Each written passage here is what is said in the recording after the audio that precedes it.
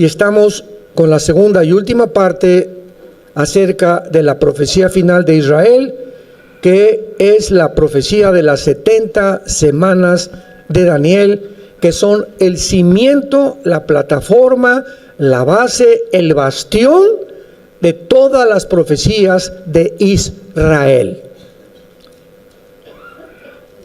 Rápidamente, Daniel se encuentra bajo el imperio persa, comienza a examinar las profecías de Jeremías, descubre que los 70 años de exilio de Babilonia están a punto de cumplirse, se pone a ayunar, se pone a orar, a buscar a Dios con todo su corazón, porque Daniel quería saber qué futuro le esperaba después del exilio a Israel.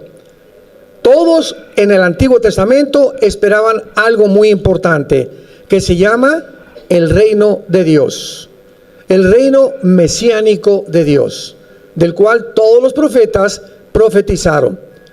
Entonces Daniel quería saber, ¿ya viene el reino de Dios? ¿Ya vamos a entrar al reino de Dios? Cuando Cristo vino al mundo, vino anunciando precisamente, el reino ha venido a ustedes. Pero él estaba hablando del reino espiritual. O sea que todos aquellos que creyeran en mí, dijo Jesucristo, comienzan a entrar espiritualmente al reino de Dios. Y nosotros nos adelantamos a Israel para entrar al reino de Dios espiritualmente. Pero también viene un reino físico que se conoce como el reino mesiánico de 1000 años, que explica todo el capítulo 20 de Apocalipsis y se conoce como el milenio. Así que si tú tienes a Cristo y yo tengo a Cristo, ya estamos en el Espíritu, en el reino de Dios. Por eso dice Efesios que ya estamos sentados con Cristo. Romanos capítulo 6, ya fuimos enterrados, cuando Cristo resucitó, resucitamos con Él. Algo que sucedió hace 2000 años. ¿Cómo es posible que el Apocalipsis haya sido escrito hace 2000 años? El apóstol Juan viaja al futuro 2000 años y ve la guerra del Armagedón, ve la guerra mundial, ve al anticristo, ve al falso profeta. Juan regresa otra vez a donde se encontraba en la isla de Patmos, exiliado en Apocalipsis, y escribe algo que ya sucedió, que no ha sucedido y que está por suceder. ¿Te están brincando las neuronas? ¿Cómo es posible que pueda encontrar en la Biblia cosas que ya sucedieron? Porque lo que vio Juan, el mundo gira en 365 días. Juan se adelantó 202,000 vueltas de la tierra alrededor del sol. Juan se adelantó 2000 años y vio un evento y regresa otra vez al mismo lugar donde se encontraba en el imperio persa. Cuando Alberto Einstein descubre la fórmula E igual a mc al cuadrado, Einstein descubre la cuarta dimensión. Lo que la Biblia explica, energía igual a la masa por la velocidad de la luz al cuadrado. ¿Qué significa esto? Que el tiempo no existe. El tiempo no existe. Ahorita ve tu secundero en tu reloj. Presente. El momento que marca un segundo el secundero, el pasado, ¿dónde está?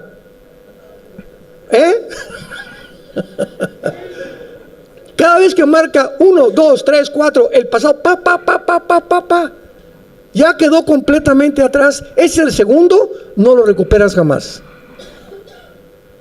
Y cuando descubrimos realmente que esto es realidad y que podemos viajar en el tiempo, porque los profetas viajaron en el tiempo, Ezequiel fue llevado al pasado, Babilonia. Oye, Señor, ¿por qué nos castigaste? Etcétera, etcétera. Vas a ver por qué. Lo saca Dios de su cuerpo, lo lleva al pasado, al tiempo de la cautividad babilónica, y le dice, mira lo que hizo Israel.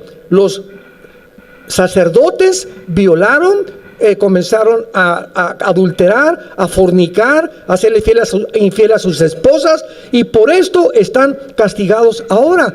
Y regresa al presente Ezequiel, y entonces se entiende que Dios es un Dios justo. Pablo en 2 Corintios 12 es arrebatado y llevado al cielo. Y Pablo era tan humilde que dice: yo no sé qué fue lo que vi allá arriba, pero sabe una cosa que no se los puedo contar. No hay palabras para decirle de lo que yo de lo que vi y oí allá arriba en el cielo. Y entonces Pablo, más adelante, 2 Corintios 12, escribe: para que las revelaciones, para que todo lo que vi y oí no me exalte ni me ensoberbezca, Dios ha permitido un aguijón en mi carne. Él tenía alguna enfermedad, muchos dicen que era un problema oftalmológico de los ojos, porque en Gálatas se escribe: mirad con cuán grandes letras os escribo. Cualquier cosa que haya sido, él tenía un aguijón para mantenerlo humilde. Pablo, el apóstol, el más grande misionero de la época cristiana. Así que todos nosotros debemos recordar eso. Dios quiere mantenernos humildes a todos. Nunca te exaltes, nunca te ensoberbezcas por el dinero, por la posición, por lo que tengas, y siempre estemos dispuestos a ayudar a los demás, a vivir a los demás. Ahora rápidamente, ¿verdad? Estamos en el camión. Todos los hombres tienen obligación de bajarse del camión antes que la esposa y darle la mano para que se baje su esposa. No digo cuántos lo hicieron ni cuántos no lo hicieron. Al principio lo tuve que hacer yo con otro hermano, porque todos pasaban como los chinos. Se bajaban y la esposa por ahí, ¿verdad? Y bájate, apúrate. Cuando te sientes en un restaurante, le jala la silla a tu esposa, porque ellas merecen respeto, consideración y caballerosidad, que se ha perdido completamente en nosotros los varones, y tenemos que regresar al varón de Dios.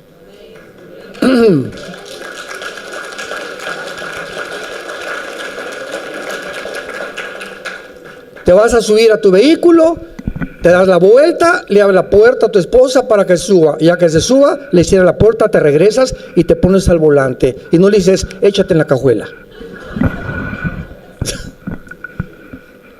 Estos detalles a nosotros los varones nos parecen que no tienen la menor importancia. Para ellas tiene muchísimo, porque la mujer es muy detallista y tenemos que estar continuamente enamorándolas. Se pierde la caballerosidad. La mujer necesita sentirse respetada, admirada y cuidada, porque para eso Dios nos creó más fuertes que ellas. Y hablo en el sentido general. Claro que hay mujeres como Golda Meir, la primera ministra, Margaret Thatcher, mujeres increíbles. La excepción no rompe las reglas. Pero generalmente hablando, la mujer necesita caballerosidad. Como varones, no perdamos eso, hermanos. Cada vez que te bajes del autobús, bájate tú primero, dale la mano para que ella se baje las escaleritas. En cualquier momento está listo para ayudarla, porque eso es lo que nos hace verdaderamente, repito, varones de Dios. Nos quedamos en el capítulo 25 de Daniel 9 y estamos viendo las 6 cosas profetizadas para que nosotros conozcamos que cada una de estas se tiene que cumplir antes de la segunda venida y en la segunda venida de Jesucristo. Y dice el versículo 24, las últimas 2 cosas en las cuales pusimos un paréntesis en la primera conferencia antier. En quinto lugar, para sellar la visión y la profecía. Sellar la visión y la profecía. Esto es muy importante, porque hasta este momento hemos descubierto, ¿verdad?, que en el Antiguo Testamento, ¿quién eran los profetas o los videntes? Naví en el hebreo. Aquellos hombres que veían hacia el futuro y escribían: va a pasar esto, va a pasar aquello, etcétera, etcétera, etcétera. Y había una ley en el Antiguo Testamento para los profetas. Si un profeta decía algo que no se cumpliera el 100%, no el 99.9%, tenía que cumplirse el 100%, y si no se cumplía el 100%, era falso profeta. Entonces, en el siglo I de la época cristiana, el canon de las escrituras se cerró. La Biblia fue escrita aproximadamente en 1500 años, por más de 40 autores. Unos eran pastores, otros profetas, otros como Isaías sirvió servía en el gobierno. Daniel sirvió a 3 imperios babilónico, medo-persa, y muere antes de que entre Alejandro el Magno con el imperio griego. 40 hombres que entre ellos casi no se conocieron, pero todos escribían y estaban conscientes de la coordinación y de la increíble exactitud de la palabra de Dios. Estos 1500 años en que se formó la Biblia, se cerró el canon en el siglo I, porque los apóstoles mandaban las cartas a Tesalónica, a Colosas, a Éfeso, etcétera, etcétera, y mientras ellos vivían, se cercioraron que esas cartas pertenecieran al canon que se cerró. Después del siglo I, ya no aceptaron ninguna revelación, ninguna otra carta que se incluyera en los 66 libros de la Biblia. Se cerró el canon. Y termina el apóstol Juan diciendo en Apocalipsis: cualquiera que de aquí en adelante, o tú oyes que un ángel lo que dijeron, o tuvo una revelación, una profecía, cualquiera que le agregue algo a lo que está escrito, o le quite algo de lo que está escrito, va a caer en las maldiciones de Deuteronomio capítulo 28 y las maldiciones de Dios. Entonces entra la nueva era, el Nuevo Testamento, y entramos en la época de la apostasía, que creo que comenzó 85, 90, más o menos, un movimiento fortísimo dentro de la iglesia cristiana de apóstoles y falsos profetas, donde el rey de Ecuador va a salir este presidente, y de Cuba va a salir aquel presidente, y ahora va a venir una muchacha con un vestido rosa el domingo a la iglesia, esa va a ser tu esposa futura. Y el Señor dice que de aquí va a salir una fuente impresionante de un manantial, que esta iglesia se va a levantar y tú vas a ser más grande que Moisés. Y encontramos una barbaridad de cosas que no nos imaginamos. Y cuando oímos estas cosas, tenemos que preguntarnos: ¿conocemos la Biblia? ¿Realmente hay más profecías o la Biblia está incompleta? ¿Hay más revelaciones o la Biblia está incompleta? Ahora, hay revelaciones espirituales. Yo vengo a la Biblia y entiendo, ahora entendía esto por revelación, pero no en cuanto al futuro. No hay nada al futuro que Dios nos quiera revelar. Y así ha habido cantidad de personas en los últimos 30, 40 años que han profetizado, no se ha cumplido, han caído como falsos profetas y siguen escuchándolos millones de cristianos. Por la grandísima ignorancia que vivimos de las Escrituras. Para esta hora hemos nacido, para poder trazar bien la palabra de verdad. Vemos nosotros entonces que va a ser sellada, que dice aquí, la visión y la profecía. En 1 Corintios capítulo 13, o sea, la visión y la profecía, estamos hablando de Israel, de todas las cosas que le van a suceder a Israel. 1 Corintios 13, versículo 9 en adelante. Escribe el apóstol Pablo: porque en parte conocemos y en parte profetizamos. O sea, todo aquello que vemos en la Biblia que ha sido revelado a nuestro espíritu es parcial. No hay un solo hombre que exista que tenga todo el horizonte de la verdad. Por eso siempre habrá errores, pero no herejías. Hay un predicador grandísimo que admiro mucho en California, ¿verdad? Y que lo he seguido durante muchos años, y tiene ciertas cosas que no me parecen, o que me parecen que como que está exagerando o no está exagerando, y lo hago a un lado, porque el 90% es alimento que a mí me gusta. Hay otro teólogo, ¿verdad? Fulano de tal, que tiene unos libros maravillosos y los he leído, etcétera, etcétera. Pero es hipercalvinista, por ejemplo, que cree que algunos fueron escogidos para el cielo y otros para el infierno, lo cual no estamos de acuerdo en lo absoluto, porque no se puede negar la libertad y la responsabilidad moral que tenemos delante de Dios. Y así pasan muchas cosas. Entonces no vas a encontrar un hombre que tenga toda la verdad. Yo muchas veces he dicho cosas, ¿verdad?, que me arrepiento de haberlas dicho, y las que realmente puedo lastimar a la gente, tengo que pedir perdón. Tenemos que humillarnos delante de Dios. Esto lo dije, sucedió creo que el año pasado. Yo dije, creo que el 28 viene Cristo.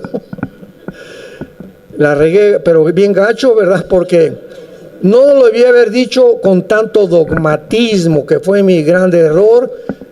Pude haber dicho, es más o menos alrededor. Se me echaron encima como no saben. ¿Por qué? Porque mientras más figura pública eres, todo el mundo está esperando, precisamente, analizan con lupa lo que dices, para cualquier error que tengas, lo publiquen y atraer seguidores en las redes sociales. Ya se ha convertido esto en una costumbre. Y tenemos nosotros que enfrentar todo esto y darnos cuenta que es el precio que se tiene que pagar. Por eso tenemos la responsabilidad de estudiar conscientemente y responsablemente la palabra de Dios. En parte conocemos y en parte profetizamos. Mas cuando venga lo perfecto que no ha venido, entonces lo que es en parte se acabará. Cuando yo era niño, hablaba como un niño. ¿Cómo hablaba un niño? Gugu, tata, mamá, tata. Pensaba como un niño. Papá, ¿por qué los globos se suben? Papá, en el avión, ¿por qué la gente parece hormiguitas de chiquitos? Papá, ¿quién creó a Dios? Pensamos como niños. Juzgábamos como niños. Papá, si me quieres, ¿por qué me pegas? Mas cuando ya fui hombre, dejamos todos esos pensamientos y comenzamos a madurar. Ahora vemos por espejo, oscuramente. Mas entonces, o sea, cuando venga Jesús, veremos cara a cara. Ahora conozco en parte, pero entonces conoceré como fui conocido. Pero ahora permanecen la fe, la esperanza y el amor. Estos tres, pero el mayor de ellos, y lo dice el capítulo precisamente de 1 Corintios, tú puedes ser un teólogo y conocer todos los misterios, hablar en lenguas y tener poderes de lo que tú quieres, pero si no tienes amor, ¿sabes una cosa? No eres nada. Todas esas características y virtudes que se atribuyen que tú tienes, o un gran predicador, o un gran historiador, o lo que sea, no me importa lo que sea, dice el Dios. Estoy buscando que tú puedas cada vez enamorarte más de mí y amar más a tu familia, amar más a la gente, amar más a tus hermanos. Si entramos a la iglesia, les dije, como si entramos al cine y otro al cine, las palomitas, y no me importa quién está acá, y así hay gente que entra a la iglesia o aquí en las reuniones, no ves a nadie, no saludas a nadie, no ves el que está atrás, etcétera, etcétera, porque vienes solamente a complacerte, a mí. Y cuando entras a la iglesia, entras buscando a quién podemos abrazar, a ayudar. Una palabra. Doña Chenchi está la pobre con cara de mártir desde que entré a la iglesia. Doña Chenchita, nadie la pela, nadie la fuma, nadie le hace caso, porque no les importa a nadie. El amor comienza a enfriarse en nosotros y comenzamos a creer que somos grandes cristianos porque hacemos grandes cosas, pero lo que a Dios le interesa es que amemos a las ovejas por las cuales Él dio su vida en la cruz. El que está junto a ti, Cristo murió por él. El que está atrás de ti, Cristo murió por él. Entra y busca siempre a quién abrazar, a quién darle una palabra, a quién. Los WhatsApps, ¿para qué nos sirven? Yo WhatsAppeo 100 WhatsApps a la semana. Me llegan mensajes y los comparto con toda la gente que pueda. A discípulos, etcétera, etcétera, porque siento que me edifica. Esto lo tiene que saber este hermano, y tenemos tantas personas que pienso quién puede bendecir esto, y estamos continuamente pensando no en nosotros, en los demás. Y no te imaginas cómo vas a crecer y cómo vas a madurar y cómo vas a parecerte cada vez más a la imagen de Jesucristo. Porque finalmente cuando lleguemos al cielo, Pedro, hice 100 iglesias.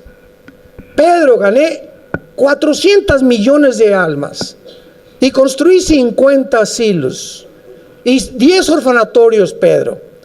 Ya están listos mis regalos, etcétera, etcétera. ¿Saben ustedes cuál es la única pregunta que Dios nos va a hacer cuando lleguemos al cielo? Y lo único que le va a interesar a Dios cuando lleguemos al cielo, ¿sabes la pregunta que te va a hacer Dios a ti y a mí? Va a ser la siguiente: ¿cuánto te pareces a Jesús? Romanos 8, 29 y 28. Hemos sido conformados para parecernos a la imagen de Jesucristo. ¿Cuánto te pareces? ¿Cuánto del carácter de mi Hijo se formó en ti, que estás enfrente de mí ahora? No me digas nada de lo que ganaste, ni de lo que hiciste, ni de lo que construiste. Mi interés toda mi vida fue que mi Hijo se reprodujera en tu carácter. Regresamos entonces a Daniel y comprendemos por qué la visión va a ser sellada y la profecía, pues porque ya no se va a necesitar. Y dice finalmente, y a ungir al Santo de los Santos, cuando ya en el reino milenial Jesucristo sea ungido a Israel, le reconozcan como el Mesías y pueda el Mashiach Kadosh ungir al Santo de los Santos en el original hebreo. Así dice, Mashiach Kadosh, para que pueda ya finalmente reinar universalmente. Muy bien.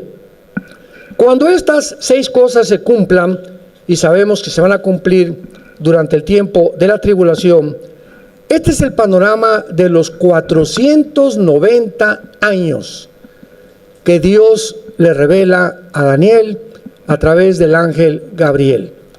490 años hay, y a continuación comienza Dios a darle a Daniel ciertas claves. Versículo 25.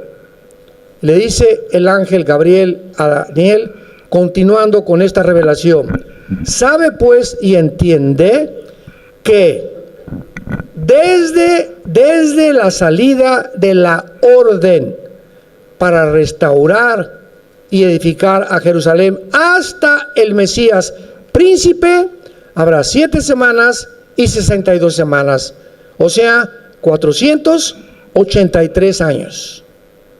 Desde que se ordene la restauración de Jerusalén hasta el Mesías habrá 483 años. Y esto es algo asombroso, porque el decreto dado para la reconstrucción de Jerusalén no fue dado hasta 100 años después de la muerte de Daniel, si lo quieres apuntar, porque esto es matemáticas cronológicas exactas bíblicamente. ¿Qué le estoy diciendo? Que la primera venida de Jesucristo se profetiza matemáticamente en el Antiguo Testamento, no así la segunda venida, pero matemáticamente fueron exactamente 483 años desde el 14 de mayo del año 445 antes de Cristo, cuando en el libro de Nehemías, capítulo 2, el rey Artajerjes de Persia, que es ahora Irán, dio la orden para restaurar Jerusalén. Estamos hablando de 483 años, y esto es asombroso, porque vuelvo a repetir, como dijimos hoy en la mañana, pues si yo veo que un paralítico se levanta, voy a creer en Dios. Y si hubiera como Carlos Sagan, el astrónomo ateo, cuando muere le dice a su familia: yo no creo en Dios porque no hubo suficientes evidencias. Si hubiera más evidencias de creer en Dios, ¿y por qué no se nos aparece Dios y nos dice de una vez que Él es Dios para creer en Él?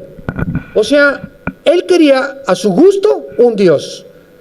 Y así está la gente. No, si yo fuera Dios haría esto. Y si no fuera Dios no permitiría que estos niños se murieran. Y si yo fuera Dios, espérame tantito, pero ¿sabes una cosa? Descúbrelo, no eres Dios. Y sus pensamientos de Él no son tus pensamientos, ni tampoco Él actúa como tú quieres que Él actúe. No es un Dios al gusto, no es un Dios al menú. Llegas a un restaurante y quiero esto y quiero esto. Tú no puedes llegar, yo quiero un Dios así y así y así. Y si es así, así, así, voy a creer en Él. Qué equivocado estás. Cuánta soberbia intelectual de los seres humanos. Entonces, después de los 483 años, comienza la reconstrucción, y cuando Jesús entra a el Domingo de Ramos, el Domingo de Ramos se cumplen los 483 años desde el 14 de mayo del año 445 antes de Cristo, de una forma cronológica asombrosa que solo Dios lo pudo hacer. Y cuando Cristo entra a Jerusalén, Él comienza a decirle a la gente, vayamos a ver qué fue lo que expresó en Lucas 21, para que entendamos claramente que fue en esta época cuando Cristo realmente cumple esta profecía, el príncipe que ha de venir. Lucas 21 dice el versículo 24, caerán a filo de espada, serán llevados cautivos a todas las naciones. Jerusalén será hollada o pisoteada o devastada por los gentiles hasta que los tiempos de los gentiles se cumplan. Dios profetiza a través de su Hijo Jesucristo, donde nos encontramos nosotros. Los judíos no van a volver a tener el control de esta nación hasta que Jesucristo regrese. En la guerra de 1967 recuperaron parcialmente el general Moshe Dayan. Hoy en la librería del Holocausto, ¿no se asomaron a ver los libros que hay? Yo me los quería traer todos. Era increíble la cantidad de información que había. Todo un libro dedicado a la guerra de los 6 días, al antisemitismo, a la guerra del 73, Yom Kippur, a la del 48, a la vida de Ben Gurión, el primer presidente de Israel. Había una biblioteca impresionante, muy barato los libros, acerca de toda la historia de Israel. Pero en 1967, Israel es rodeada. Otra vez, el 48, 56, 67, el junio de 1967, por 5 naciones árabes. El presidente Anwar Nasser de Egipto le habla al presidente de Siria y de Irak y de Líbano: ya estamos hartos de los judíos, echémoslos al Mediterráneo. Y hacen un plan desde el mayo para tratar, cierran el canal de Suez, el presidente de Egipto, y los judíos inmediatamente se dan cuenta que al cerrar el canal de Suez están completamente amenazados. Y entonces lanzan el 1 y 2 de junio el ataque en contra de Israel, pero hasta la fecha los pilotos de esta nación, los pilotos judíos en los F-35 que tienen ahora, en aquel tiempo eran F-16, son los mejores pilotos del mundo.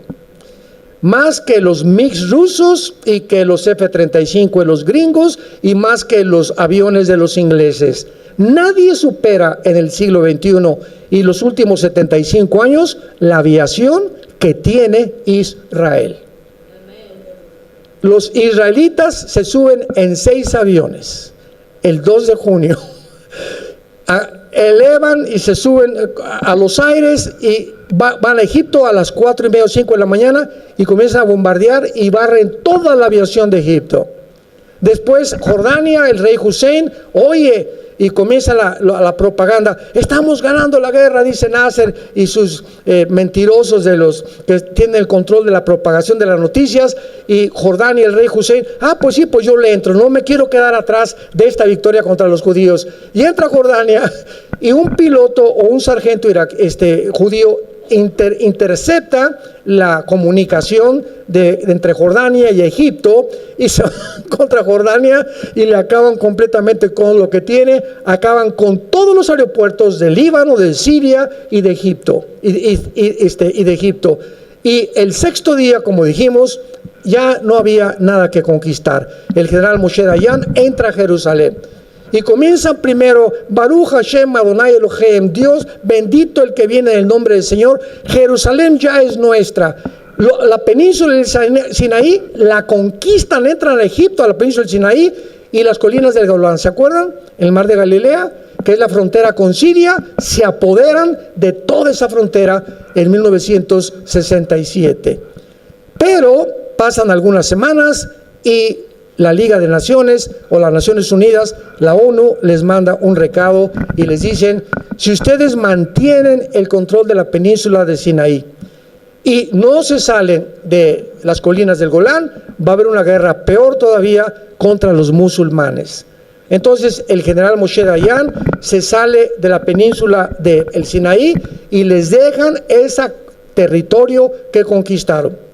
Y Jerusalén, tienen que repartir Jerusalén y les dejan la mitad, como ya lo vamos a ver. Los muros de los lamentos es la parte que le corresponde a Israel y del lado izquierdo es del Islam. Entonces viene un acuerdo para que entreguen la mitad de Jerusalén.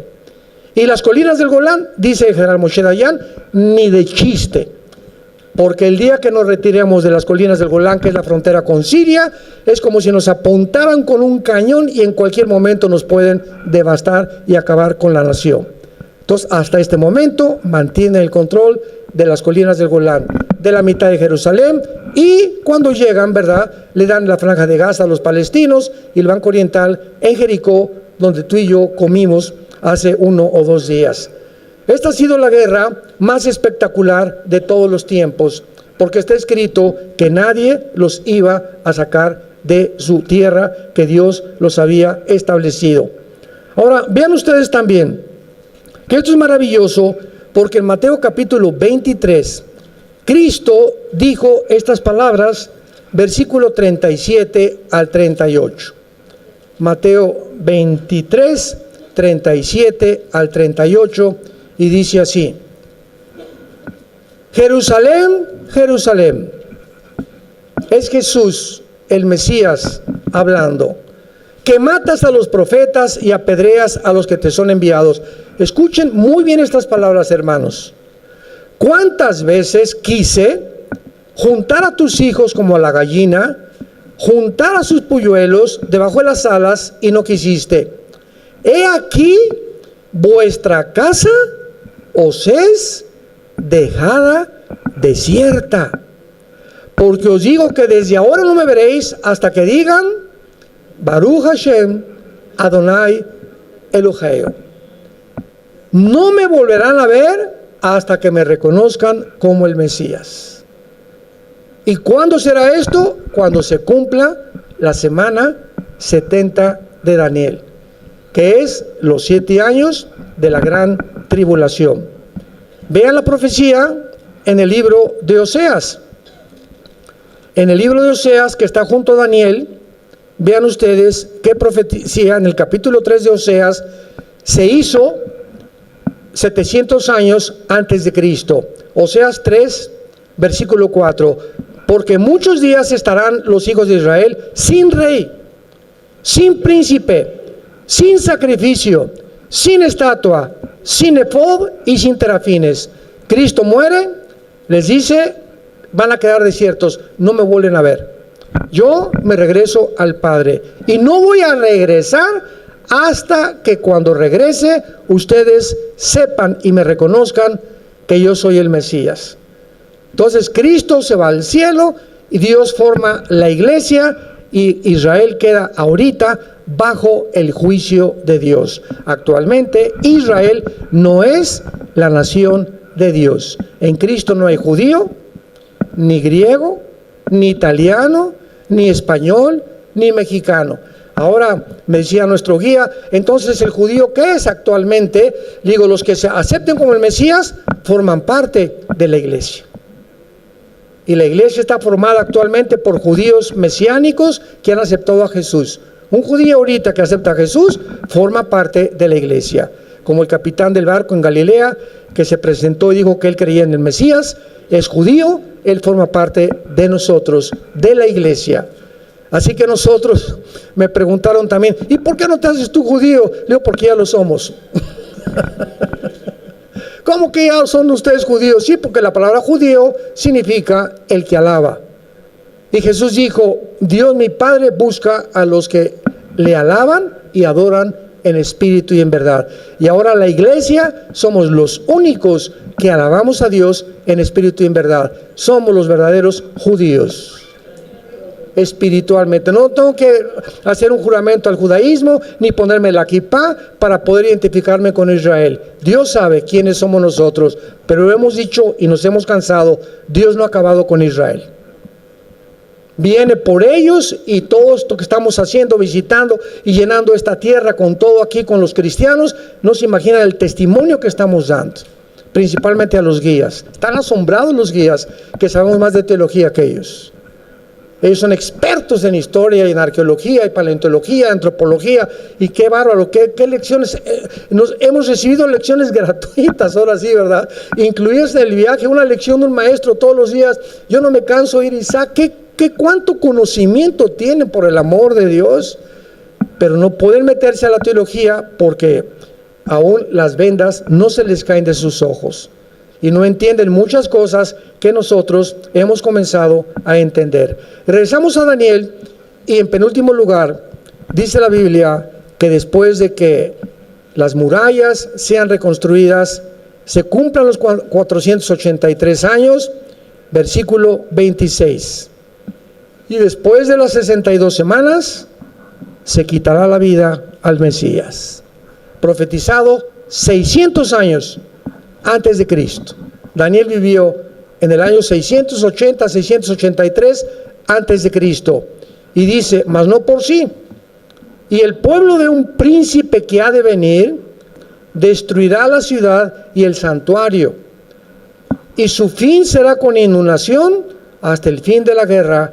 Durarán las devastaciones.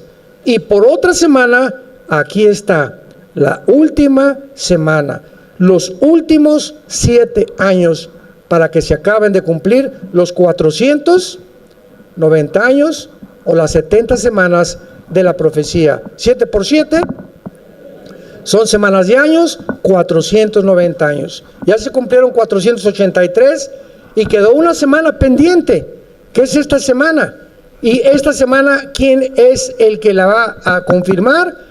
El príncipe que ha de venir, que es el anticristo. En el momento que el anticristo confirme, y vean qué interesante lo que dice, el príncipe que ha de venir destruirá la ciudad y el santuario, su fin será con inundación, y por otra semana confirmará. ¡Qué tremendo! No dice, y por otra semana va a firmar. O sea, el anticristo va a confirmar un pacto. A confirmar significa que ya existía. Abran los oídos. ¿Se acuerdan los acuerdos de Oslo en España?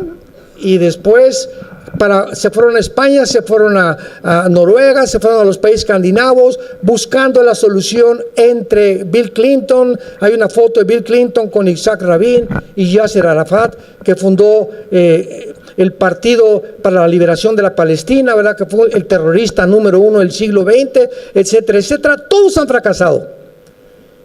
Y el presidente Trump, por primera vez en la historia, las únicas naciones árabes que estaban en paz con Israel eran Jordania y Egipto, desde hace 45, casi 50 años. Y después de casi 45, 50 años, cuando entra el presidente Trump invita por primera vez a las naciones árabes para que formen parte del acuerdo de Abraham. E inmediatamente lo confirman los Emiratos Árabes, Bahrein, Marruecos, etcétera, etcétera, y entran bajo Israel y la protección de Israel 4 naciones árabes, algo inconcebible.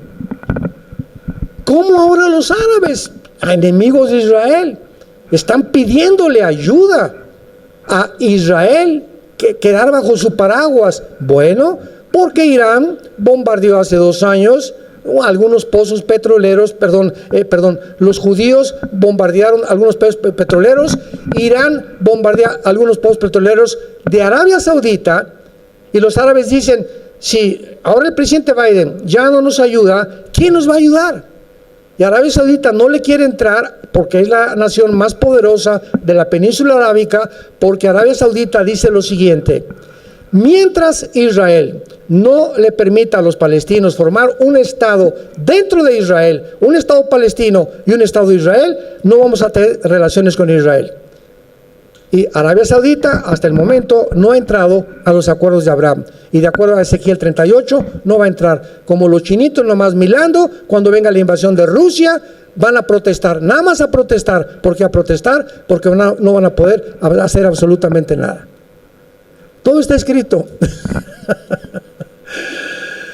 Aleluya, Señor. Bendito sea el Señor Jesucristo y su Padre.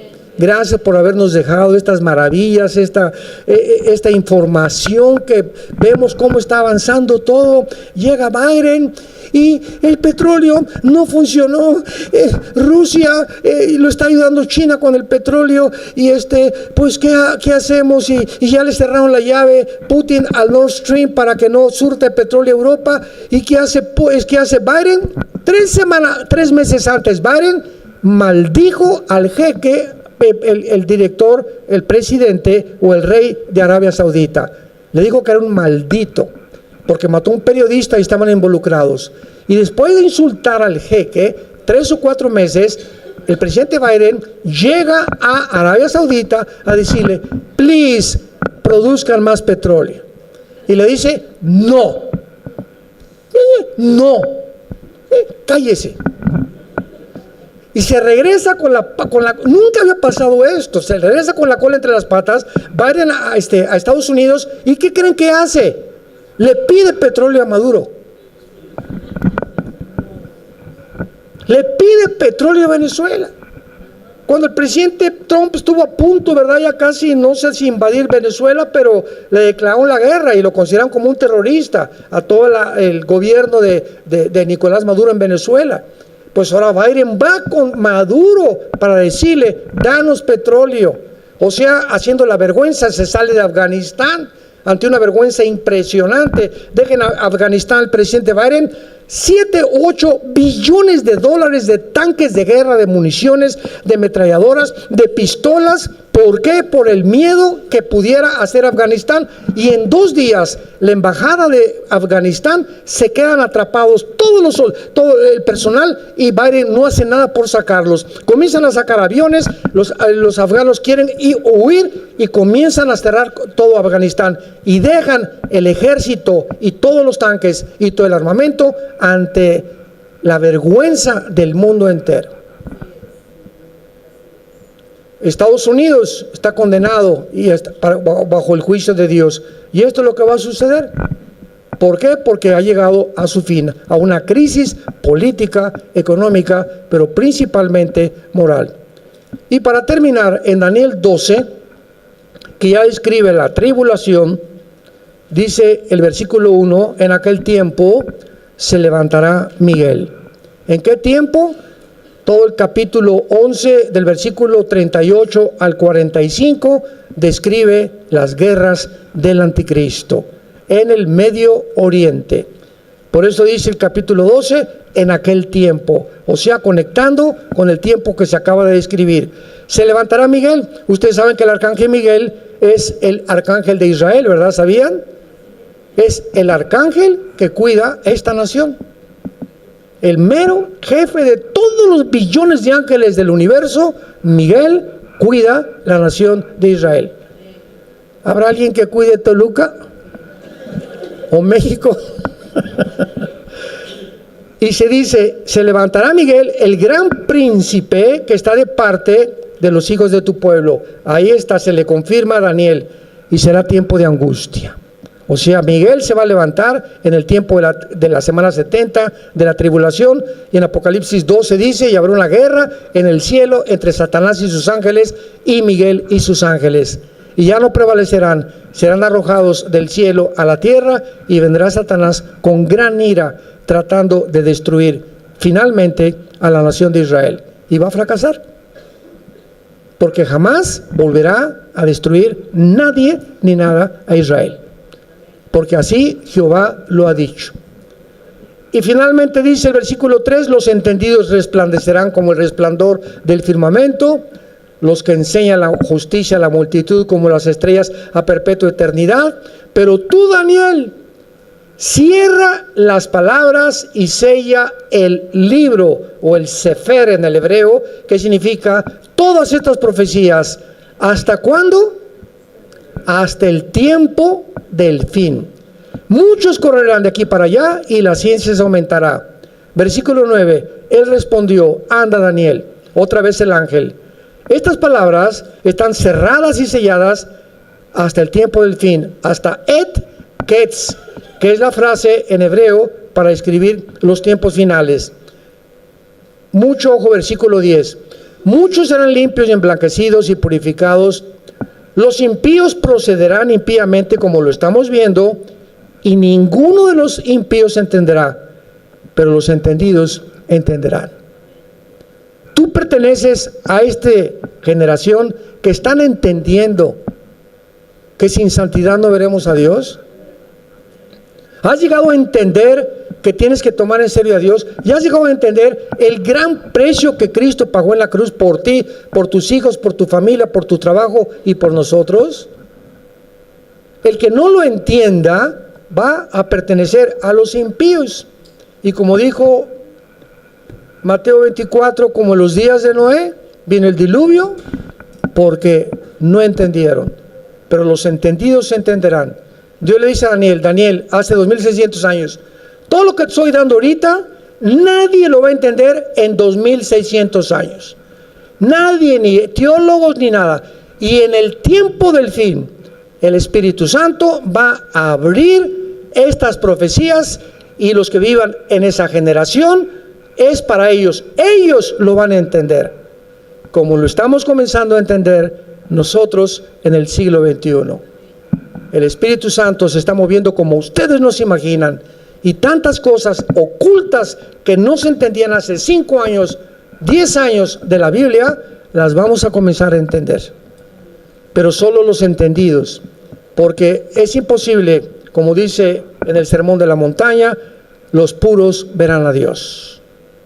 ¿Qué significa esto? ¿A dónde vemos a Dios? En la Biblia. Yo no puedo ver en la Biblia y tener un amante. Yo no puedo ver en la Biblia y tener rencor. Yo no puedo venir en la Biblia y le grité a mi esposa anoche y no le pedí perdón. Yo no puedo venir a la palabra a presentarme al trono de Dios ante su palabra cuando mi corazón está sucio y mi alma está infectada y estoy intoxicado por el pecado. Tengo que sacar todo esto, tengo que tratar de vivir en santidad delante de Dios, para que cuando venga Dios, dichosos los puros de corazón, porque podré entender la Biblia. ¿Quiénes son los que entienden la Biblia? Los que se limpian diariamente del pecado, si confesamos nuestros pecados. Él es fiel y justo para perdonarnos de toda maldad. Y Él quiere lavarte en esta noche y decirte que te ama, pero que tú no puedes seguir viviendo así. Y mientras más vivas en pecado, más duro se hará tu corazón, más difícil va a ser entender, más te amargarás, más estrés, más angustia, y a lo mejor vas a ganar mucho dinero o vas a triunfar y te darás cuenta que todo eso que tú anhelabas se vuelve maldición. ¿Por qué? Porque, como dice el rey Salomón, al que a Dios le agrada, Dios le da salud y dicha y gozo para comer y beber de su vida. Porque he visto un mal debajo del cielo, aquel al que muchos hombres tienen todo, no les falta nada, pero Dios no les da el don para disfrutar de la vida. ¿En qué categoría te encuentras tú? ¿No quisieran muchos de ustedes, que tal vez no tienen a Jesucristo, en esta noche venir a la cruz? Yo te invito a que te arrepientas de tus pecados en esta noche, le pidas perdón a Dios por tu vida y le digas que entre a tu vida como tu Señor y como tu Salvador antes que regrese a México, a Chile, a Argentina, mañana o el sábado.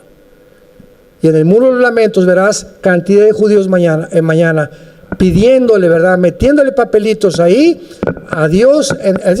Ven por favor, pidiéndole que venga el Mesías. Ellos quedaron ciegos cuando el Mesías estuvo enfrente de ellos. No lo reconocieron. Esta noche el Mesías te ha sido presentado. ¿Lo puedes ver? Puedes discernir qué es la Biblia a través del Espíritu Santo, que es Dios el que te está hablando. Si lo puedes hacer, dichoso seas. Inclinemos la cabeza. Te damos gracias, Señor, por tu palabra. Bendito sea el Dios y Padre de Jesucristo nuestro Señor, que nos ha hecho renacer para una esperanza viva, por medio de la resurrección de su Hijo Jesucristo entre los muertos. Gracias, Señor, porque no hay nada perverso ni torcido en tu palabra. Toda ella es recta al que entiende, razonable a los que han alcanzado la sabiduría. En esta mañana, en esta noche, Dios te ha hablado a través de la Biblia, diciéndote que eres pecador y que si tú mueres en pecado, la condenación eterna te está esperando. De cierto os digo, dijo Jesús, que oye el que oye mi palabra y crea al que me envió, no vendrá a esta condenación, sino que pasará de las tinieblas a la luz. Porque de tal manera te ama Dios. Nos ama Dios, que nos ha dado en esa cruz, manifestando su amor, su eternidad, su sabiduría y su odio al pecado. Es tan grande el odio que tiene Dios contra el pecado, que no perdonó a su Hijo Jesucristo. Pero ahora Él quiere perdonarte a ti. Y si tú rechazas, morirás también sin el perdón eterno de tus pecados, alejado de la presencia eterna de Dios. ¿Qué tengo que hacer?, me preguntarás, para poder arreglar mi vida delante de Dios. Número 1, arrepiéntete. Esto es, reconoce que la forma como tú estás viviendo ahorita no le agrada a Dios, que necesitas cambiar de camino e ir en sentido contrario al camino que llevas. Porque si tú crees que hay caminos que te estás realmente bendiciendo, hay caminos que parecen derechos, pero su fin es camino de muerte. Cree que Jesucristo en la cruz pagó con su sangre por tus pecados, que a los 3 días resucitó de los muertos, y simplemente dile en el silencio de tu alma en este momento: Señor Jesús, perdóname. Creo que en esa cruz pagaste con tu sangre por mis pecados, y te pido en este instante que entres a mi vida, porque creo que vives, que venciste la tumba y que eres mi única esperanza, fortaleza, mi roca, esperanza mía, castillo mío, mi Dios. De aquí en adelante, ¿en quién confiaré? Gracias por darme la vida eterna y las promesas que el día que yo muera voy a verte cara a cara, enjugarás mis lágrimas y podré saber que valió la pena haber muerto a mí mismo, a mí misma, y haberte entregado mi vida en esta noche. En el nombre de Jesús. Amén. Y amén. Y amén. Muy bien. Bueno, antes que nada, me da muchísimo gusto que me hayan invitado a LAN. Ya no invitas, pues por eso no vengo. ¿Verdad? Me da muchísimo gusto que podamos estar aquí en Querétaro. Llegué aquí a las 11 de la mañana, un vuelo de Dallas, Texas, en 2 horas. Al llegar al aeropuerto, 1 hora y media en migración. 1 hora y media, ¿verdad? Un caos en el aeropuerto, pero gracias a Dios que aquí estamos ya listos. Y algo que es muy importante es lo siguiente: la mayor parte del mundo no se da cuenta de lo que acaba de pasar en Estados Unidos. El hecho que hayan enfrentado 2 partidos la competencia para la presidencia de la República, la gente, como no se imaginan ustedes, estaba tan desinformada por quién votar. Muchos me decían: es que Trump tiene cara de Rottweiler y tiene cara de enojado, y esto y el otro. Y yo les contestaba: es que cuando vamos a votar por alguien, no votamos por la cara que tienen, Obama tenía cara de simpático, Hugo Chávez era carismático, muy empático con la gente. El anticristo va a venir con un carisma impresionante. Entonces, cuando nosotros vamos a entender qué está pasando políticamente en el mundo, en primer lugar, Estados Unidos desde 1945 fue establecida como la nación más importante al otorgársele el derecho de que el mundo comprara el petróleo en dólares. Hubo una competencia entre Inglaterra, perdió la libra esterlina, y entonces desde 1945 hasta nuestros días, si México quiere comprar petróleo, tiene que comprar dólares. Si cuando no estaba la Unión Europea con el euro, quiere comprar España, tiene que cambiarlo a pesetas, a dólares.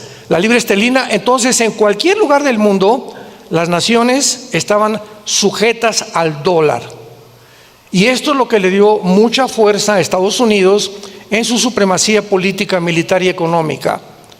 Sin embargo, cuando llegamos al siglo XXI, comenzaron a haber administraciones en Estados Unidos donde ya se veía que una nación como Estados Unidos, como todos los imperios asirio, babilónico, medo-persa, griego, romano, siempre llegan a un punto de descomposición interna. Abraham Lincoln dijo: cuando Estados Unidos caiga, no va a ser por enemigos externos, sino vamos a cometer suicidio. Entonces llegó un hombre llamado Barack Obama a Estados Unidos con una política que jamás se había establecido en Estados Unidos. Todo esto lo estoy diciendo para que vean ustedes la influencia de las elecciones en el mundo entero a la luz de las Escrituras, porque es maravilloso poder darnos cuenta que esto estaba escrito hace 2700 años. Después viene el presidente Trump como presidente de Estados Unidos y él jura: aquí no va a prevalecer el socialismo, menos el comunismo. Entonces viene el presidente Joe Biden después, que era y sigue siendo discípulo del expresidente Barack Obama. Barack Obama fue el primer presidente en toda la historia que dijo: Estados Unidos no es un país cristiano.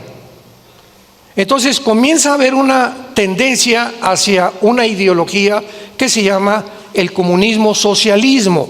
¿Por qué? Porque en el mundo entero, dentro del globalismo que existe, hay una organización que la puedes tú consultar en internet, que se llama el Foro Económico Mundial, que dirigía un alemán llamado Klaus Schwab. Y si tú lees los estatutos del Foro Económico Mundial, claramente establecen que en el 2030 tú no vas a ser dueño de nada. Y así comienza la descripción: bienvenidos a la nueva ciudad, donde no vas a tener un coche, vamos a ser felices todos y vamos a vivir una utopía que era un sueño antiguamente, pero lo vamos a llevar a cabo, y además vamos a crear una super raza humana. O sea, tú puedes leer esto y decir: ¿es en serio que en Davos, Suiza, se junten las personas más influenciables del mundo, los más millonarios del mundo, dirigidos por este loco Klaus Schwab, que tiene un secretario que se llama Noah Harari, que es un judío, y que él dice: la Biblia vamos a reimprimirla porque la Biblia es una mentira, Jesucristo ni siquiera existió y Cristo fue un mentiroso? Entonces, ¿cómo es posible que pueda el mundo llegar a una descomposición tan profunda donde a Dios lo sacamos de la ecuación y el ser humano es capaz de poder abrirse paso y resolver los problemas más grandes que van mucho más allá de la capacidad que tenemos intelectual para poder resolverlos? Cuando el ser humano cree realmente que somos dioses y sacamos de la ecuación a Dios, es lo que se llama en la Biblia la locura humana, la psicopatía humana. Pablo le llama en Romanos 1 personas que perdieron completamente la mente retrógrada, personas que ya no disciernen, ya no tienen brújula, están completamente en un mundo que no existe más que en una irrealidad. Veamos ahora que después de esta descomposición Por un lado, Trump a favor de la familia, a favor del matrimonio, a favor en contra del aborto, etcétera, etcétera. La agenda de los republicanos estaba apegada a la Biblia. Y la agenda de Kamala Harris, gracias a Dios, que no ganó. Dios hizo un milagro grandísimo y siguen ahorita aquí en México, no, que Trump, que este y el otro, y que los aranceles, y que va a subir. Espérame tantito, ¿qué es más importante que nuestros hijos y los valores morales de nuestros hijos? Vean ustedes, en todos los debates políticos se trata el clima, se trata la economía, se trata esto, nunca los valores morales. Y estaban atacando al matrimonio y a la familia como jamás en la historia lo habían hecho. Y nadie repelaba. ¿Por qué? Porque esa es la condición de la naturaleza del ser humano, influido bajo el temor y bajo el miedo. Nadie se dio cuenta que Estados Unidos se había descompuesto al grado que, por ejemplo, en California ordenó el gobernador que a los 12 años iban a perder la potestad los padres de los niños. Esto ya está pasando en Canadá. Y Biden iba, y Kamala lo iba a ordenar a todos los estados de la República Mexicana en la Agenda 2030. En otras palabras, podía llegar un camión a la escuela de tus hijos de la primaria. Hoy checaban la acta de nacimiento, ya cumplió Carlitos 12 años. Lo agarraban al niño en California y se lo llevan. ¿A dónde se lo llevan? A una escuela para que le enseñen que él no es niño, que puede ser niña, que puede operarse sin el permiso de los papás. Y los papás que repelen o que quieran protestar, a la cárcel. ¿En qué país estamos viviendo? ¿En qué mundo hemos llegado? Este año la Organización Mundial de la Salud iba a legalizar la pedofilia. ¿Qué? ¿Que ya es legal que una persona tenga relaciones con un niño menor de edad? Sí, porque es el amor. Él no tiene amor a las mujeres ni a los hombres, le gustan los niños. Pues hay que satisfacer los deseos de la carne, porque venimos de una amiba y no hay más que cuando nos muramos, no hay cielo, no hay infierno, no hay nadie que nos juzgue. Cuando Dios fuera de la ecuación, todo se permite. Cuando Dios no existe, todo está permitido, claro. ¿Quién puede establecer las reglas morales y decir esto es bueno y esto es malo? Y a eso hemos llegado. A seres humanos que ya han dicho: yo no soy mujer. Como elige un grupo de gays, ¿verdad?, con mucho amor y con mucha misericordia.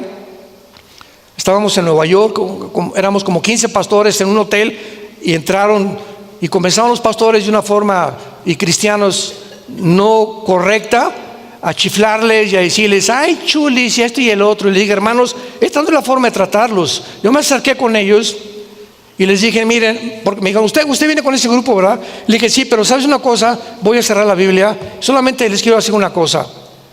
¿Qué cromosomas tienen ustedes en su sistema sanguíneo? Si ustedes tienen el cromosoma XY, genéticamente son macho camacho. Y si ustedes tienen el cromosoma XX, son mujeres. Lo que les quiero decir es lo siguiente: esto es científico, esto es genético. No estamos hablando de la Biblia, ni la religión, ni el cristianismo. Estamos hablando de la ciencia pura. Entonces, si tú tienes el cromosoma XY, tu metabolismo es con el cual Dios te creó hombre. Y aquí en tu mente comienza a aflojarse un tornillo que te dice: yo no soy lo que soy. Entonces hay una guerra entre tu metabolismo y entre tu mente. Tu problema no es físico, tu problema es mental. Y Jesús vino a sanarnos, vino a ofrecernos el perdón y a liberarnos de las ataduras de Satanás. Ustedes necesitan a Jesús, fue lo que les dije. Y Jesús es el único que los puede salvar. De ese grupo eran como 10 o 12, 2 vinieron después conmigo para que yo orara por ellos. Estamos en un mundo donde los gobiernos están prohibiéndonos que a un homosexual lo tratemos de curar. O que no cambiemos ya a nadie, si es lesbiana o es transgénero, que se quede como está. A ese grado los gobiernos han llegado, porque, ya me lo están entendiendo, porque detrás hay una agenda satánica, tratando de romper los valores que hace 6,000 años aproximadamente, este libro que se llama la Biblia nos dejó claramente. Y aquí en este libro encontramos lo que es el matrimonio, lo que es una familia, y cuando una familia se funda bajo los principios maravillosos de este libro, vienen las bendiciones de Dios. La Asociación de Psiquiatría, no me crean a mí, la Asociación de Psiquiatría de Los Ángeles publicó este artículo: el 65% de las personas que se operan como transgénero se quitan la vida. El 65% de los transgéneros se suicidan. ¿Por qué? Teniendo estas estadísticas y demostrando la misma naturaleza, que no puedes cambiar tu naturaleza con la que Dios te creó, viene una conciencia que te quitas la vida. Ya no sé ni lo que soy. Fue lo que le pasó a Michael Jackson, también tu ídolo. Cuando murió no sabía si era hombre o mujer. Y ya descubrieron que violó 37 niños menores de 10 años de edad en su casa paraíso que tenía en Estados Unidos. Y todo tarde o temprano sale a la flota. El rey del pop, ahí está. Este pobrecito que no sabía si era blanco, si era negro, si era mujer o si era hombre. Esto es el trabajo que hacen los demonios, entidades espirituales que están tratando de destruir tu familia, tu identidad. Y cuando tú pierdes tu identidad, pierdes todo, porque pierdes la brújula y comienzas a vagar en un mundo donde puedes, sin darte cuenta, tu barco va a encallar. Ya no tienes el timón de tu vida, ya no tienes el mapa ni el GPS para que te guíe en la vida, no tienes nada más que la locura que comienza a atacar tus pensamientos, y llegas al suicidio, o llegas a convertirte verdaderamente en un animal. Llegas a convertirte en lo que dice 2 de Timoteo capítulo 3, a deshumanizarte, hombres amadores de sí mismos. Y es a donde nos encontramos, en una completa deshumanización de la humanidad. Y venimos nosotros a compartir este mensaje a todos ustedes. Despiértense. Si habías tomado a Dios el puro domingo nada más en tu vida, este es el momento que te despiertes ya. Y luches por tu esposa y por tus hijos y por tu propia vida, que no acabes en el infierno. Porque ancha es la puerta que conduce a la perdición, y la mayor parte del mundo va por esa puerta ancha. Y angosta y estrecha es la puerta que conduce a la salvación, y pocos, dijo Jesús, son los que van a entrar, porque no entendieron. Más bien, no quisieron entender.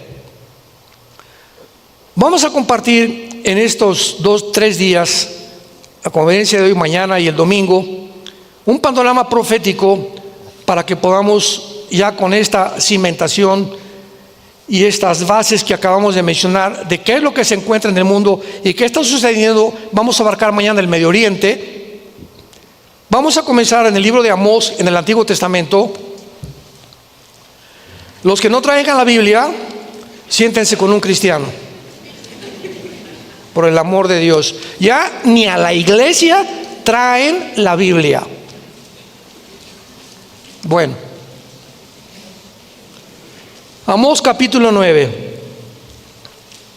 Una de las preguntas más importantes que podemos contestar en estos días es la siguiente, y es la que más nos hacen a través de las redes sociales, etcétera, etcétera. ¿Nos encontramos realmente en los últimos tiempos? ¿Qué señal podríamos nosotros mencionar en la Biblia que nos garantizara que nos encontramos en los últimos tiempos? Que la civilización humana se encuentra a la orilla de un precipicio. Gracias a Dios que mientras más oscuro esté el mundo, para nosotros, los que seguimos a Jesús, son buenas noticias, porque no tarda en venir por nosotros. El hecho que este hombre Trump lo haya elegido en Estados Unidos ha sido un tiempo de de refrescura. Un tiempo donde va Dios a dar una oportunidad, van a volver ya se estableció que en todas las escuelas en los estados se comienza a leer la Biblia. Ya comenzó el estado de Oklahoma. El gobernador de Oklahoma acaba de dictaminar, en todas las escuelas se va a volver otra vez a leer la Biblia. El presidente de Hungría dijo: Hungría es un país cristiano, tú eres musulmán, vete allá con los musulmanes. Aquí no vienes a hacer tus panchos de desfilar y que liberan a Palestina, etcétera, etcétera. Aquí vas a respetar, así como nosotros lo respetamos a ustedes. Es que tenemos que entender esto, ¿verdad? El gobierno está puesto para gobernar. Y vamos a volver otra vez, quiere el presidente Trump desenterrar todos los valores judeocristianos. Y claro que hay cosas malas porque no hay un presidente, como decía Winston Churchill. Entre todos los temas de gobierno, el mejorcito es la democracia. Pero tampoco es perfecta la democracia. Hasta que venga Jesús no habrá un gobierno perfecto. Entonces, ¿qué señal podríamos dar nosotros de que nos encontramos ya en la cuenta regresiva, o el tic, tic, tic, tic, tic, tic, tic de Dios ya se puso a andar? Yo recuerdo cuando jugábamos ajedrez, mi hermano y yo, cuando juegas ajedrez te ponen un reloj a cada uno, ¿verdad? Entonces haces una jugada y le aprietas el reloj para que entre el otro, y así se va manejando el tiempo. Dios le hizo así al reloj hace 2000 años con los judíos. Lo crucificaron y les dijo: Dios, ustedes se van a la banca, no van a jugar en el partido hasta que yo regrese otra vez en la tribulación, los vuelvo a meter al partido. Pero mientras tanto levanté otro equipo que se llama la iglesia. Y la iglesia e Israel son dos entidades completamente distintas. Completamente distintas. Dios tiene un programa para Israel, Dios tiene un programa para la iglesia. Los últimos tiempos para la iglesia no son los últimos tiempos para Israel. Los tiempos finales de Israel no son para la iglesia. ¿Cuáles son los últimos tiempos para la iglesia? El rapto. Cuando la iglesia desaparezca del mundo, se acabó el programa de Dios con la iglesia. Y ahora regresa Dios y les llama a los judíos, y te metes al libro de Apocalipsis y hay más de 200 citas del Antiguo Testamento. Los 144,000 van a ser judíos. Bueno, todo absolutamente el Apocalipsis está relacionado con el pueblo judío. Entonces, esto es importante para que podamos tener y trazar bien la palabra de verdad. Dios escoge a Israel con varios propósitos muy, pero muy, muy grandes. Y estos propósitos los encontramos en la Biblia. Vamos a ver, voy a tratar de explicar con manzanitas. Ayúdame, Señor. El mundo es un caos, viene un diluvio, desde Adán al diluvio, 1500 años. Se reveló la humanidad, una violencia. Los ángeles produjeron una especie híbrida con las mujeres. Génesis 6, produciendo gigantes de 4 metros con 12 dedos en las manos y 12 dedos en los pies, que poblaron el mundo durante 1000 años. Esto está completamente corroborado por la paleontología y la arqueología. Hay uno de los más grandes arqueólogos del mundo, Graham Hancock. Vean sus videos en Netflix. Graham Hancock, donde ha recorrido las pirámides de Machu Picchu, Giza, las pirámides de Teotihuacán, las de Mérida, las de Inglaterra, etcétera, etcétera, demostrando que esos megalíticos y esas piedras de 10, 50 toneladas, nunca nadie, ningún indígena, las pudo haber cargado. Y claro que hay una serie, ¿verdad?, en varias cosas de televisión que dicen que fueron los extraterrestres.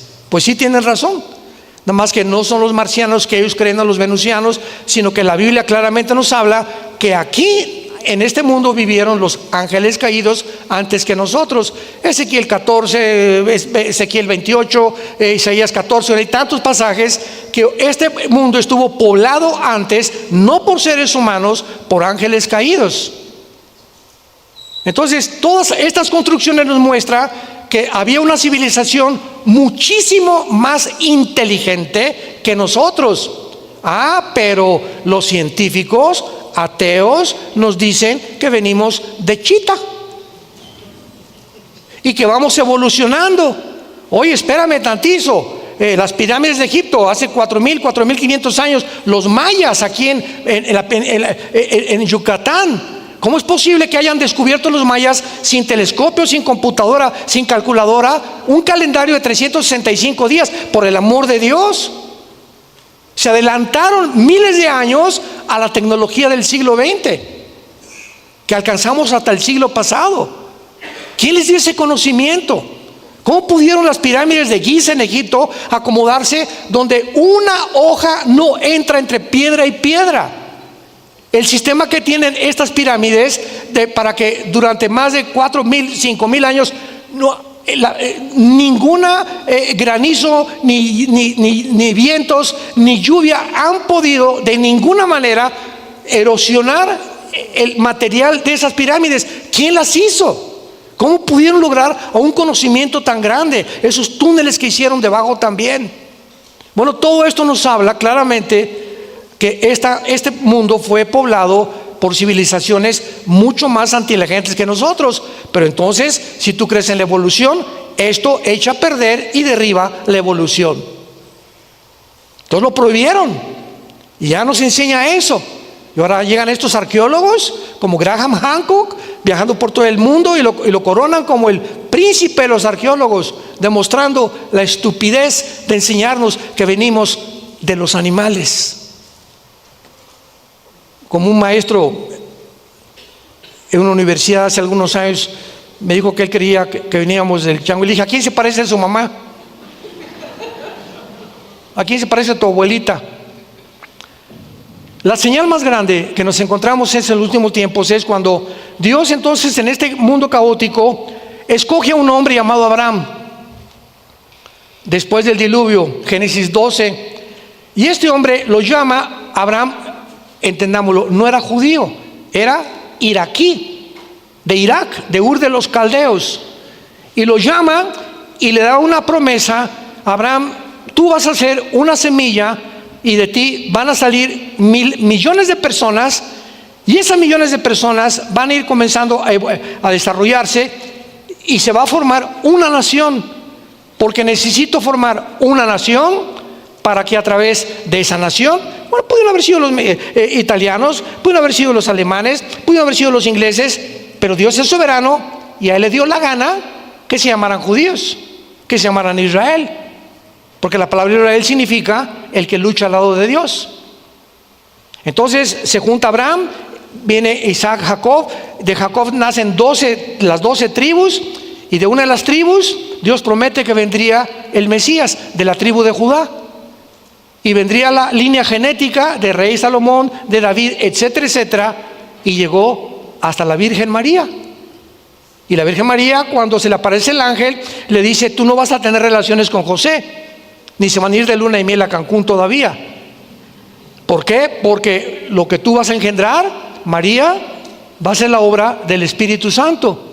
El santo ser que traes en tu vientre no es el esperma XY, porque el Mesías tenía que ser hombre. Entonces José no puede meterse contigo. Dios va a fertilizar tu óvulo, María, y van a ser un ser que no tuvo papá.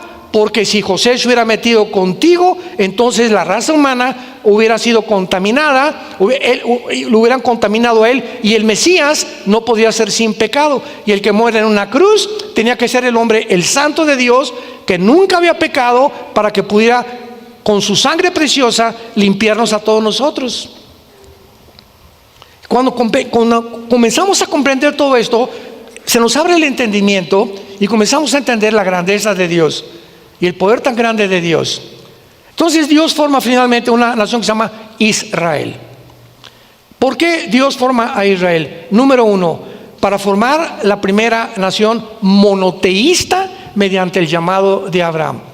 El mundo estaba completamente en la idolatría, adoraban el sol, la luna, levantaban estatuas, cortaban un tronco y un árbol, hacían un santo, un mono, y se hincaban ante lo que los hombres habían hecho. Entonces Dios tenía, si existe, que comunicarse con nosotros y decirnos: ¿quién soy yo? En segundo lugar, Dios escoge a Israel para entregarle sus leyes morales en el libro del Éxodo, los 10 mandamientos. El mundo tenía que conocer cuáles son los 10 mandamientos de Dios. No harás esto, no cometerás adulterio, no robarás, no desearás la mujer de tu prójimo, etcétera, etcétera. Guardarás las fiestas, solamente adorarás a Dios. El mundo tenía que entender que nosotros no íbamos a disponer de la moral. Como el hombre ha sacado de la ecuación a Dios, por eso ahorita las mujeres no se creen mujeres, ni los hombres hombres, ya no hay matrimonio, se redefine todo y hacemos un circo de la creación divina a la imagen y semejanza de Dios. Es a lo que el mundo ha llegado. Entonces, en tercer lugar, para que a través de la nación llegara a este libro que tenemos, la Biblia. Y el fenómeno histórico es precioso, porque históricamente vemos que cuando viene de Israel las Sagradas Escrituras, entran las leyes de Dios, los valores morales de Dios, los principios éticos de Dios al occidente, no de Atenas ni de Roma, vienen del oriente, de Israel. Y el mundo comienza a abrir los ojos y llega a Europa y comienzan aquí en Estados Unidos también y en Europa, todas las más grandes universidades formadas para preparar pastores. Harvard, Columbia, Yale, Princeton, Oxford en Inglaterra fueron formadas y fundadas para preparar pastores. Y ahora son los bastiones más grandes de la izquierda y las más instituciones más anticristianas, antimatrimonio, antibíblicas que existen. Vean la descomposición a la que hemos llegado. Entonces Dios pone aparte a Israel, crucifican al Mesías que Él envió, pero Dios no ha terminado con Israel. Romanos 9, Romanos 10, Romanos 11, 3 capítulos de Romanos nos muestran que Dios va a regresar y va a levantar a Israel otra vez. Muy bien. En 1948 del siglo pasado tiene lugar el evento más milagroso de la historia. Escuchen lo que estoy diciendo. Nunca en la historia había habido un milagro como lo que sucedió el 14 de mayo de 1948. Que un grupo étnico llamado Israel, que por casi 2000 años habían sido exiliados, mezclados con todas las naciones, con todas las culturas, con todas las tradiciones, con todos los lenguajes del mundo, nunca fueron absorbidos. Mantuvieron por casi 2000 años los principios de su religión, de sus estatutos, de sus valores morales, etcétera, etcétera. Y finalmente, después de la Segunda Guerra Mundial, la Liga de las Naciones les permite regresar al Estado libre y soberano de Israel. Y desde 1948, cuando el diablo vio y oyó, con que Abraham es el padre de una nación donde el Mesías va a venir, el diablo lanza todo su ataque antisemita contra los judíos. Y no ha habido tampoco en toda la historia ningún pueblo, ningún grupo étnico, ninguna tribu, ninguna civilización más perseguida, más burlada, más criticada y más asesinada que los judíos. Pregúntate por qué. O sea, esto no es coincidencia.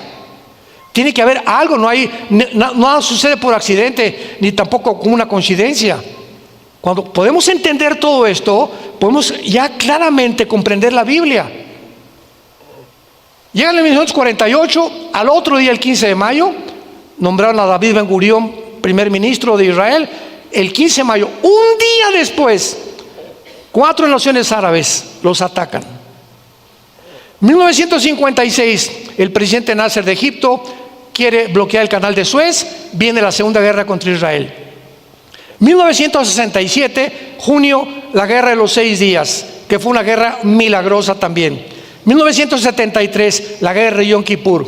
1980, en los 60 más bien, entre 70 y los 60, se levanta un hombre llamado Yasser Arafat, entrenado en Egipto por un hombre llamado Husseini, que era un muftá, que era un líder del Islam, para prepararlo a preparar grupos terroristas, porque dijeron las naciones, las 5 naciones árabes que rodean a Israel: no podemos con este grupo de judíos. Vamos entonces a tratar de levantar grupos guerrilleros para hacer guerrillas urbanas y bombardearlos desde todos lados. Y entonces formaron a Hamas, formaron a Hezbollah, formaron a ISIS, formaron a Al Qaeda, formaron a los Yutis, formaron a los talibanes. Todos por medio de la nación de Irán. Irán es la nación que sostiene, mantiene a todos los grupos terroristas del mundo. Llegamos aquí a este siglo, al siglo XXI, y no hay ninguna información de todo lo que yo le estoy comunicando a ustedes, a menos que Dios siga levantando más mujeres y más hombres de la palabra de Dios, y que conozcamos un poquito la historia para que podamos ya conformar nuestra mente de acuerdo a la mente de Dios, y podamos entender lo que está pasando, no solamente en Querétaro, en el mundo entero. En Amós capítulo 9, versículo 14 y 15, ponle ahí los que trajeron su Biblia, 14 de mayo de 1948. Porque estos 2 versículos que vamos a leer se cumplieron al pie de la letra en 1948. Esto fue escrito antes de que fueran exiliados por el profeta Amós. Leamos lo que dice: traeré del cautiverio a mi pueblo Israel. 14 de mayo de 1948. Número 1. Número 2. Edificarán las ciudades asoladas. Cuando los judíos llegaron, el 14 de mayo del 48, no había un solo árbol. Era una devastación, era un desierto total. No había un solo árbol plantado. La profecía es muy clara. 4 años después, 1951-52, en una de las obras de la ingeniería hidráulica más portentosa y comparada con los jardines de Babilonia y Nabucodonosor, los judíos plantan más de 6 millones de olivos. 1 por cada judío que mató los nazis en la Segunda Guerra Mundial. Las habitarán y plantarán viñas y beberán el vino de ellas. Harán huertos y comerán el fruto de ellos. En tercer lugar, porque los plantaré sobre su tierra, y escucha muy bien, nunca más nadie los volverá a sacar.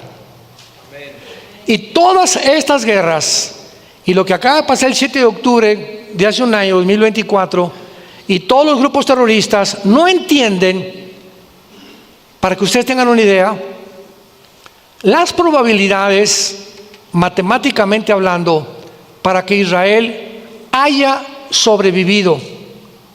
Estamos hablando de un pueblo ahorita, bueno, no, ahorita ya son como 13 millones en el mundo, como 6 millones viviendo en Israel y cerca de Jerusalén y en Jerusalén, pero estamos hablando de del siglo XX más o menos, rodeados por más de 30 millones de árabes.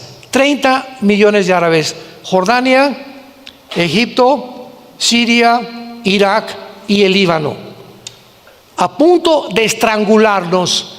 Y ves en el mapa Israel y es un puntito insignificante.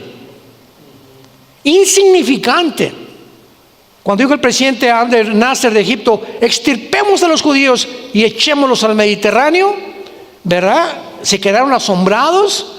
Que en la guerra del 1967 subieron a los aviones, hasta hoy son los mejores pilotos del mundo, y en 3 días habían acabado con la aviación de 4 naciones árabes.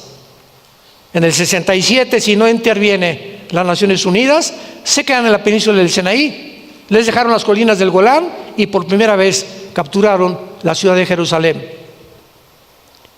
Cuando alguien dice que Dios acabó con los judíos, que Israel ya no tiene ninguna participación en la Biblia, no saben lo que están diciendo.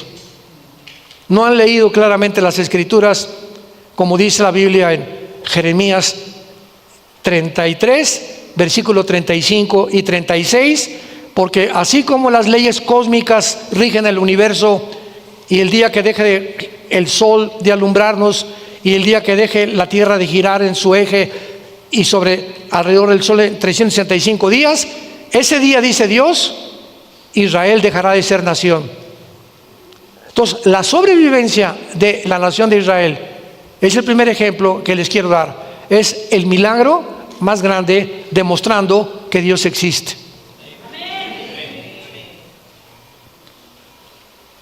Para terminar, el último de los zares en Rusia, Nicolás II, le preguntó a un misionero: a ver, ven para acá, dame una prueba de que Dios existe. Él solamente contestó con una sola palabra y le dijo: Israel. Y cuando llegas a conocer realmente este pueblo, entiendes por qué ahora que secuestraron y todavía tienen como a 50 secuestrados en Gaza, y mataron a niños, metieron a niños bebés en microondas, estos salvajes, endemoniados, deshumanizados del grupo terrorista de Hamas. Y después de esto, en lugar de que la compasión del mundo, por favor liberen a los rehenes, liberen a los palestinos. Las universidades, los muchachos de 30, 25 años, cultos de Harvard. Mi hija acaba de terminar una maestría en Harvard y fuimos a su graduación y estaba todo Harvard alrededor rodeado con banderas palestinas exigiendo gas a los judíos, que los rehenes se queden ahí. Imagínate que tuvieras a tu niño pequeño, a tu hija, a tus papás secuestrados en túneles sin saber dónde están, y que el mundo no haga una campaña de oración o que por favor griten: vamos a hacer lo posible por liberarlos.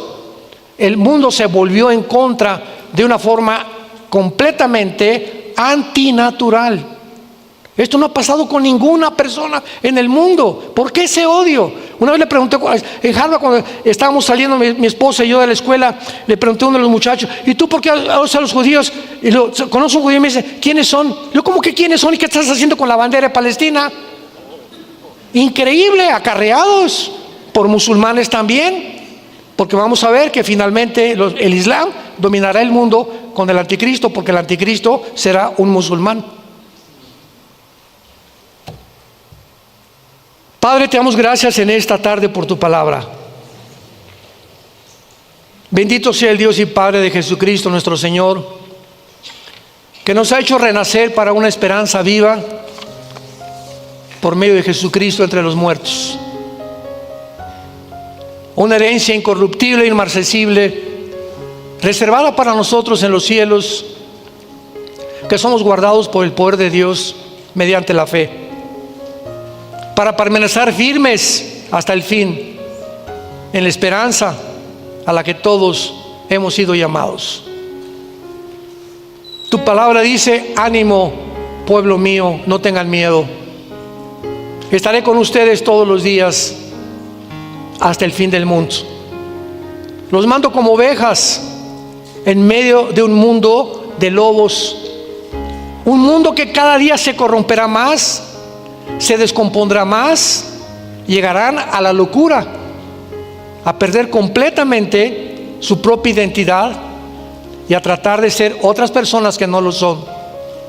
Es la psicopatía, la locura más grande a la que el ser humano pueda llegar. A este punto hemos llegado en el siglo XXI. Te damos gracias, Señor Jesús, por tan grande amor en la cruz. Y oramos y te pedimos que en esta noche tu palabra pueda entrar como una espada de dos filos a nuestro corazón, que discierna las intenciones y los pensamientos de nuestra vida, y podamos considerar lo importante que es en este tiempo volvernos a ti con toda nuestra familia, para poder sobrevivir el mundo que se viene en estos días. En Cristo Jesús. Amén.